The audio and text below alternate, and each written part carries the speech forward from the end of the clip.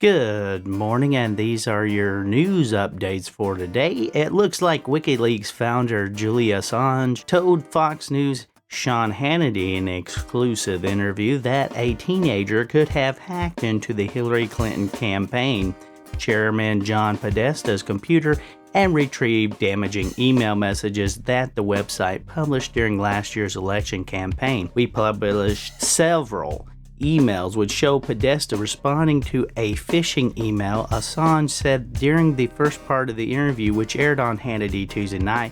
Podesta gave out that his password was the word password. His own staff said this email that you received, this is totally legitimate, so this is something a 14-year-old kid could have hacked Podesta that way.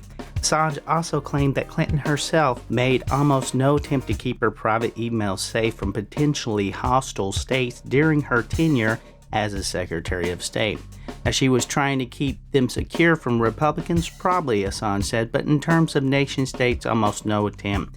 Hannity interviewed Assange at the Ecuadorian embassy in London. The Austria native has been holed up there for 5 years battling extradition to Sweden on sexual assault charges, which Assange denies. WikiLeaks published more than 50,000 emails detailing a dubious practices at the Clinton Foundation, top journalists working closely with the Clinton campaign. Assange has repeatedly denied claims by the Obama administration that Russia was behind the cyber attacks that exposed the DNC and Podesta emails. Assange has repeatedly insisted that WikiLeaks' source for the email was not the Russian government's or any state party. More than 100 suspected Muslim rebels stormed a jail in the southern Philippines before dawn Wednesday, allowing 150 inmates to escape in what officials said was the biggest jailbreak in the country. 6 of the inmates were killed in the firefights with pursuing police and army troops, while 8 others have been caught and were being returned to the facility, said Senior Inspector Xavier Solda, spokesman for the Bureau of Jail Management and Penology. Solda said the heavily armed gunmen emerged from a force in the North Cabada District Jail in Kitapuan under the cover of darkness. Kitapuan City in Cotabato Province is about 580 miles southeast of the capital of Manila.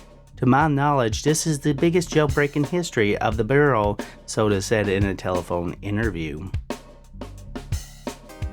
A military court on Wednesday convicted an Israeli soldier of manslaughter for shooting a Palestinian assailant in the head as he lay wounded on the ground. A case that has polarized Israelis and rocked the pedestal on which the military normally stands.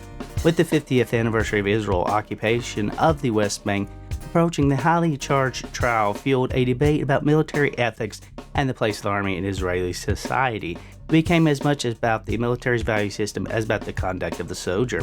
The military's rules make clear that the assailants must be quickly incapacitated, but that when neutralized they should not be killed. But critics and rights groups have accused Israeli soldiers and police officers of being quick to pull the trigger, particularly in response to a recent spate of deadly stabbings, shootings, and car attacks by the Palestinians.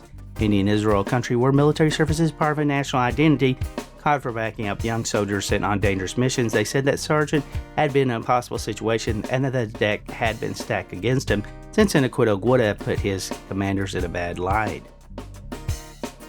A knife-wielding man climbed over the wall of kindergarten and stabbed and wounded 11 children in the region in China on Wednesday, Reuters reported. The injuries were non-life-threatening, but all the children had been sent to a hospital, according to the China Central Television. The 41-year-old man was detained by police, however, no name or motive was immediately given, the Sun reported. Wednesday attack in the China area is only the latest in a series of knife attacks on the children in the country. An attacker wounded 7 kids at the primary school in November, and in February, a man injured 10 kids in southern China before killing himself. There were also several attacks at the school between 2010 and 2012. Most of the suspects in those cases suffered from mental illness, the Sun reported. And those are your news updates for Wednesday. You guys have a great hump day.